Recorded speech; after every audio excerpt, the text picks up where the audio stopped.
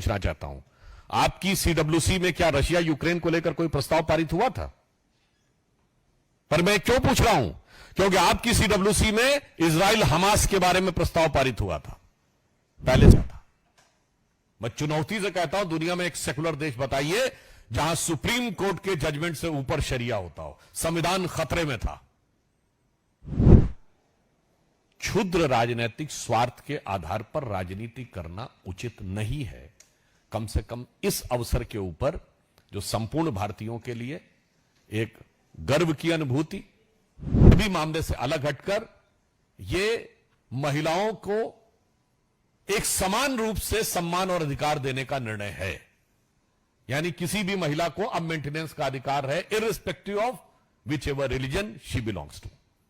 आनंद जो इस प्रकार के विघ्न संतोषी हैं कि किसी भी शुभ और मंगलकारी कार्य में किस प्रकार से कोई नकारात्मक दृष्टि देखी जा सकती है, जिनको उसमें महारत हासिल है, वो सदैव किसी न किसी विषय को लेकर इस शानदार गौरवपूर्ण क्षण पर भी कोई ना कोई नकारात्मक बात करना चाहते हैं। तो हमसे पूछ रहे हैं कि यूक्रेन के बारे में क्यों नहीं बोला है। तो मैं पूछना चाहता हूं, हम तो सरकार में हैं और प्रधानमंत्री जी का यह अधिकार ही नहीं, कर्तव्य भी है कि अंतर्राष्ट्रीय विषय पे बोले। मैं कांग्रेस पार्टी से पूछना चाहता हूं, आपकी सीडब्ल्यूसी में क्या रशिया यूक्रेन को लेकर कोई प्रस्ताव पारित हुआ था? पर मैं क्यों पूछ रहा हूं? क्योंकि आपकी सीडब्ल्यूसी में इजराइल हमास के बारे में प्रस्ताव पारित हुआ था, पैलेस्टीन का समर्थन करते हुए। और इजराइल हमास युद्ध के बारे में सोनिया गांधी जी ने आर्टिकल लिखा था अखबारों में, प्रियंका गांधी जी ने ट्वीट किया था। मैं पूछना चाहता हूं, कितनी अंतर्राष्ट्रीय समस्याओं पे सीडब्ल्यूसी का प्रस्ताव है? चाइना ताइवान पे है कि रशिया यूक्रेन पे है? क्या आर्मेनिया अजरबैजान पे है कि इराक और कुवैत पे है या सोमालिया के ऊपर है? इसलिए यह साफ दर्शाता है कि विदेश नीति के संदर्भ में क्षुद्र राजनीतिक स्वार्थ के आधार पर राजनीति करना उचित नहीं है। कम से कम इस अवसर के ऊपर जो संपूर्ण भारतीयों के लिए एक गर्व की अनुभूति और एक आत्मसम्मान की अनुभूति बढ़ाने वाला क्षण है। और यह दर्शा रहा है कि भारत विश्व राजनीति के उस समन्वयकारी स्थिति में पहुंच गया है जहां पर कि वो, हम नॉर्थ साउथ की भी बात करते हैं, ईस्ट और वेस्ट की भी बात करते हैं, वास्तविक अर्थों में यदि दुनिया में यह विचार आता है कि क्लैश ऑफ सिविलाइजेशन है, तो हम कोहेरेंस देने की क्षमता भारत मोदी जी के नेतृत्व में विश्व के पटल पर प्रदर्शित करने में सफल हो रहा है।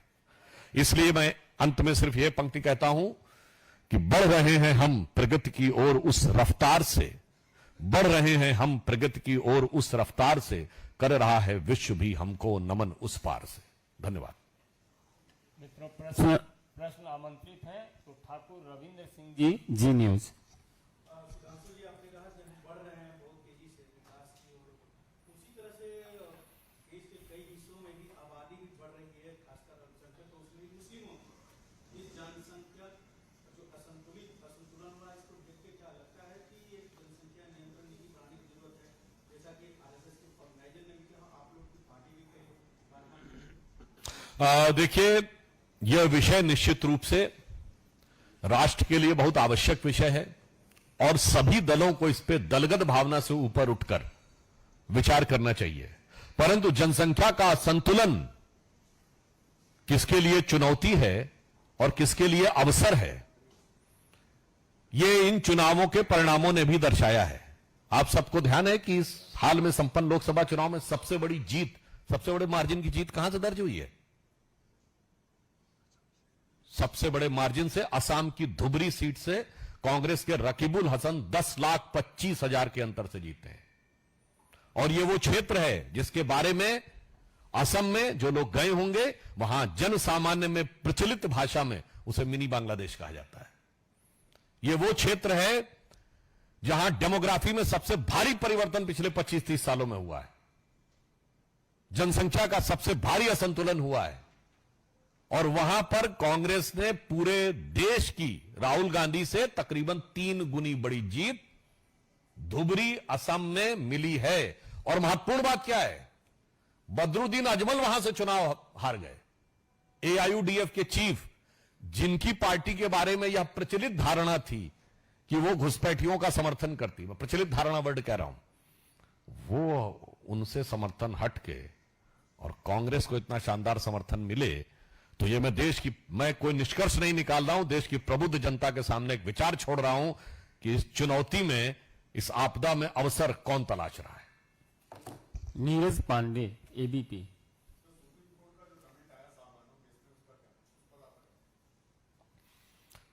हाल में संपन्न चुनावों में और उसके बाद शपथ ग्रहण में संविधान लेकर जो लोग आए थे, सर्वोच्च न्यायालय के डिसीजन ने भारत की संविधान पर आए सबसे बड़े संकटों में से एक का उत्तर दिया है।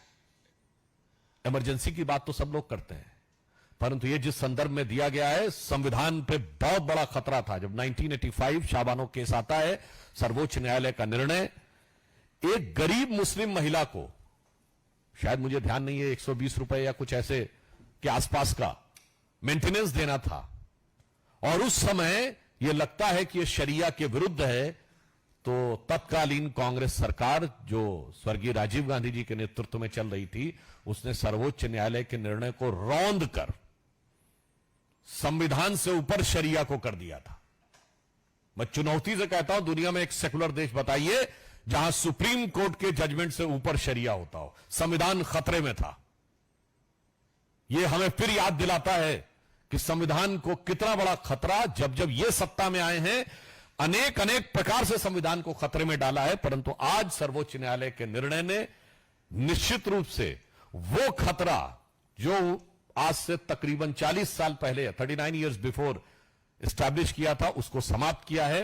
और दूसरा, मुस्लिम महिलाओं के लिए एक बहुत बड़ी राहत और मानवीय संवेदना का मार्ग प्रशस्त किया है। और तीसरा, मैं ये कहना चाहूंगा, इसको मजहबी मामले से अलग हटकर ये महिलाओं को एक समान रूप से सम्मान और अधिकार देने का निर्णय है। यानी किसी भी महिला को अब मेंटेनेंस का अधिकार है, irrespective of which ever religion she belongs to. Anand Pandey, TV 9। UP के कृषि मंत्री ने कहा कि देश में कहीं भी 100 रुपए से रद्द करने की कोई दावा नहीं है। अब कांग्रेस ये कह रही है कि एक तो महंगाई सरकार कम नहीं कर पाई, ऊपर से जो लोगों की मजबूरी है उसका मजाक उड़ाया जा रहा है। देखिए, महंगाई के विषय के ऊपर पुनः कहना चाहेंगे, इस समय महंगाई की दर 5% से कम है। और अगर आप इस बात को चेक करें तो जो स्टैंडर्ड आरबीआई की गाइडलाइंस हैं, 2% से लेकर 6% तक महंगाई की दर एक कंट्रोलेबल और सामान्य स्थिति की मानी जाती है।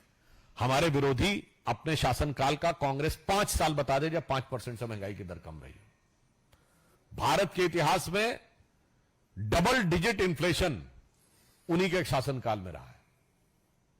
और मुझे तो इस बात का भी आश्चर्य लगता, कांग्रेस के प्रबुद्ध लोग ट्वीट करते हैं कि 45 साल की सबसे ज्यादा महंगाई है। अब 45 साल तो 1979 से होते हैं। 17% महंगाई नहीं थी 91-92 में, और 2010 और 11 में 10% से ऊपर थी। तो मेरा मानना है कि महंगाई के विषय के ऊपर तथ्यात्मक बात करनी चाहिए। और मैं देश की जनता से कहता हूं, सब जाइए अपने अपने इंटरनेट पे खोलिए और रेट ऑफ इन्फ्लेशन कितना था पिछले 50 साल का सारा डाटा अवेलेबल है। फिर इनको जवाब दीजिए जो कहते हैं 50 साल की सबसे बड़ी महंगाई और 45 साल की सबसे बड़ी महंगाई है। वास्तविकता यह है कि भारत ने महंगाई को बहुत प्रभावी ढंग से नियंत्रण किया है। और मैं इसको आज के इस विषय से भी जोड़ना चाहता हूं। प्रधानमंत्री जी रूस में हैं। हमारा सबसे ज्यादा आयात विदेशी मुद्रा का पेट्रोलियम प्रोडक्ट्स के ऊपर होता था। पेट्रोलियम प्रोडक्ट्स का मेजर हम रूस से ले रहे हैं। इसकी वजह से पेट्रोलियम प्रोडक्ट्स के दाम उस तेजी से नहीं बढ़े जैसे दुनिया में बढ़े हैं। दूसरा, हम रूपी रूबल में कन्वर्जन कर रहे हैं। इस कारण से डॉलर के होने वाले प्रभाव से हमें काफी हद तक बचाव मिला हुआ है। To a larger extent immunity for the change in the dollar, despite कि अमेरिका ने पिछले 2 साल में 2 बार रेट ऑफ इंटरेस्ट बढ़ाया है डॉलर को कंट्रोल करने के लिए। तो महंगाई पर कितना, और दाल के संदर्भ में मैं कहना चाहूंगा, कोई जाके चेक कर ले कि हमारी सरकार आने से पहले कितना दाल का दलहन का स्टोरेज और इंपोर्ट था और कितना प्रोडक्शन था और हमारी सरकार आने के बाद कितना बदलाव आया। शैलेंद्र, दूरदर्शन। ऐसा एक आरोप आया और अब तो एससी कमीशन ने भी नोटिस दे दिया है कर्नाटक सरकार को कि जो एससी फंड के को डाइवर्ट करने की बात की, दुरुपयोग करने की बात की, बीजेपी आरोप भी लगा रही थी। तो क्या कहना है जो कर्नाटक में इस तरह से? देखिए, जो कुछ कानूनी विषय है इसमें सर्वोच्च न्यायालय पूरी कानूनी तकनीकी बारीकियों के आधार पर निर्णय लेगा, पर जहां तक कांग्रेस की सोच की बात है और कर्नाटक की बात है, तो अनुसूचित जाति के संदर्भ में उनकी संवेदना वहीं तक रहती जब तक तगड़ा वाला वोट बैंक ना दिख जाए। जैसे उससे तगड़ा वाला वोट बैंक दिखता है तो तराजू पे तौलते हैं और उसके बाद छोड़ देते हैं। शायद आप लोगों को न ध्यान हो तो मैं याद दिला देना चाहता हूं, ये वही कर्नाटक है जहां कांग्रेस के एक दलित नेता थे अखंड श्रीनिवास मूर्ति, जिनके ऊपर एसडीपीआई वाले लोगों ने, पीएफआई वाले लोगों ने उनके घर पर अटैक करके और सब आग वाग सब लगा दी थी, और उसके बावजूद कांग्रेस अपने नेता के साथ नहीं खड़ी हुई। वो दलित थे अखंड श्रीनिवास मूर्ति, उनके साथ नहीं खड़ी हुई। आखिर में दुखी होकर उन्होंने कांग्रेस छोड़ दी। वो कोर्ट गए, वहां भी कांग्रेस ने उनका साथ नहीं दिया और वो अलग रहे।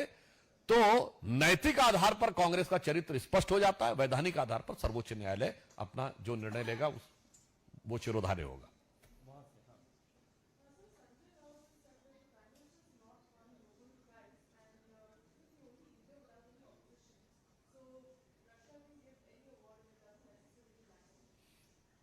I think it is better that the regional parties should try to refrain their comments beyond the purview of the foreign policy. And even if, तो मैं तो सिर्फ ये कहना चाहूंगा संजय राउत जी से, अरे मोदी जी का पुरस्कार तो छोड़िए, आपने कैसा तिरस्कार किया है अपनी परंपरा का, बाला साहब ठाकरे जी की उस शानदार परंपरा का और उनकी विरासत का।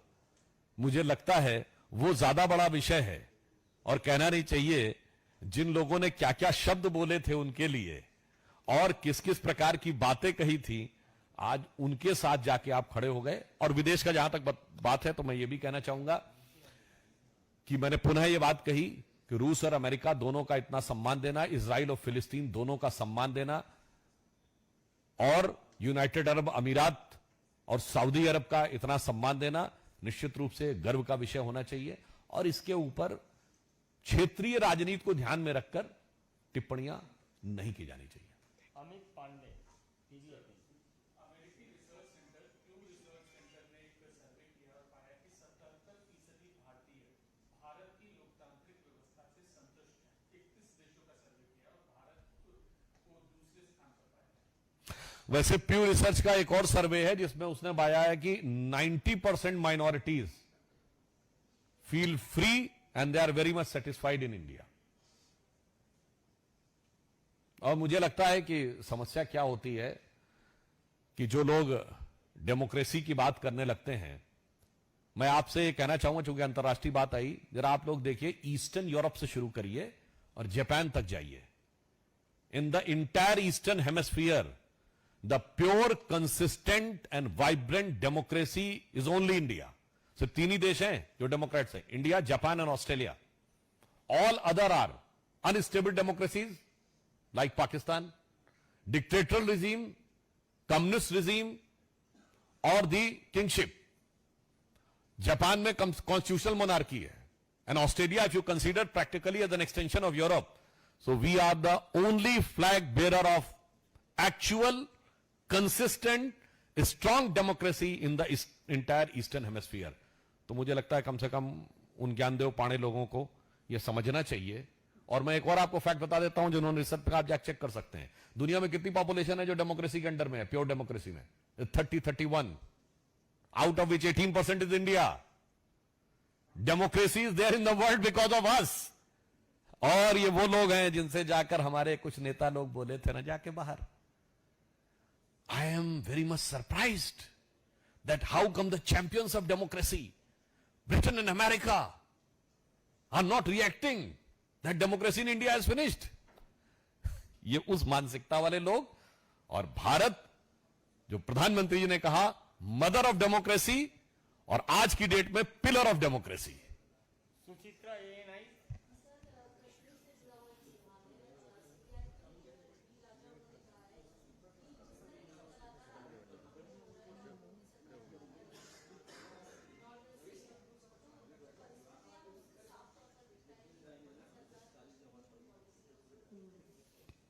कश्मीर के विषय के ऊपर सरकार पूरी संवेदनशीलता के साथ और सतर्कता के साथ कार्रवाई कर रही है। आतंकवाद की घटनाओं के ऊपर उतनी कठोरता के साथ कार्य किया जा रहा है। जहां तक उन्होंने कश्मीर की बात कही है, तो अब कम से कम इतना हम कह सकते हैं कि कश्मीर में इतना बदलाव आ गया है कि जहां कभी ISIS के झंडे दिखते थे, जहां कभी पाकिस्तान के झंडे दिखते थे, जहां ये बोला जाता था तिरंगा का कोई कंधे देने वाला नहीं मिलेगा, वहां डल लेक पे तिरंगे की कतार नजर आती है। और हाल ही में संपन्न चुनाव में यदि बारामूला और अनंतनाग में 69% और 70% पोलिंग होती है, ठीक है, श्रीनगर में 40% हुई, पर जो लोग गए होंगे, पहली बार ऐसा हुआ होगा कि चुनाव प्रचार हो रहा था, मुझे खुद एक व्यक्ति ने फोन किया कि भाई शाम का 8 बजा है और हम श्रीनगर के लाल चौक पे खड़े हैं और प्रचार हो रहा है।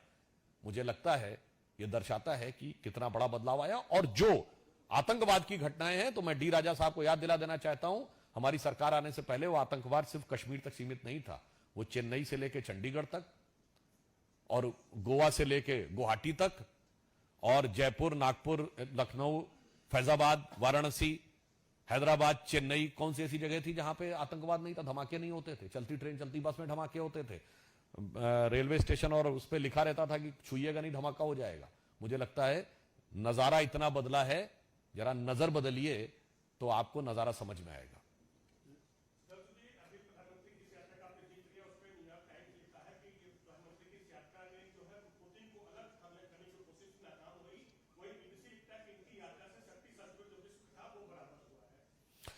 देखिए, न्यूयॉर्क टाइम्स ने क्या लिखा, जिसके बारे में केजरीवाल जी ने कहा था बड़ा मुश्किल होता है दुनिया के सबसे बड़े अखबार में छपवाना। वैसे वो सबसे बड़ा अखबार भी नहीं है और छपवाना बोला था, मगर जो official statement of US government है, जिसमें उन्होंने बोला है कि India is our strategic ally, that is more significant.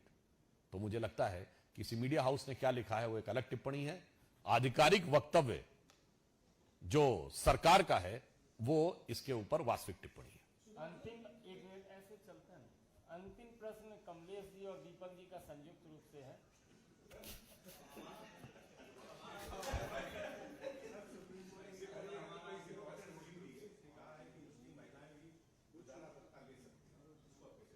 मैंने इस विषय में ऑलरेडी बता दिया कि संविधान जब जब कांग्रेस सत्ता में आई है खतरे में रहा है, और ये एक ऐसा निर्णय था जिसमें संविधान से ऊपर शरिया कर दिया गया था।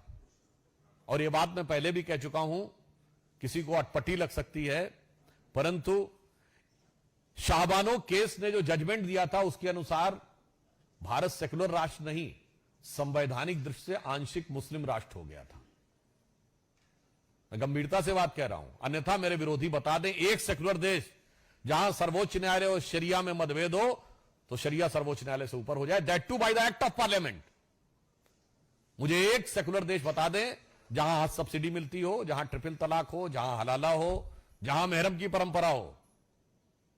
इसलिए मैं कह सकता हूं संविधान की रक्षा और संविधान की गरिमा जो कांग्रेस के दौरे हुकूमत में नेस्तनाबूद हो गई थी, उसको पुनर्स्थापित करने में इस निर्णय ने महत्वपूर्ण भूमिका निभाई। और दूसरा, महिलाओं की गरिमा को पुनर्स्थापित करने में जाति, वर्ग, मजहब के बियॉन्ड जाकर यह निर्णय मील का पत्थर और युगांतकारी साबित हुआ है। यह कह सकते हैं कि जो खता 39 साल पहले हुई थी 1985 में, वो आकर अब सर्वोच्च न्यायालय ने उसका परिमार्जन कर दिया है। बहुत बहुत धन्यवाद।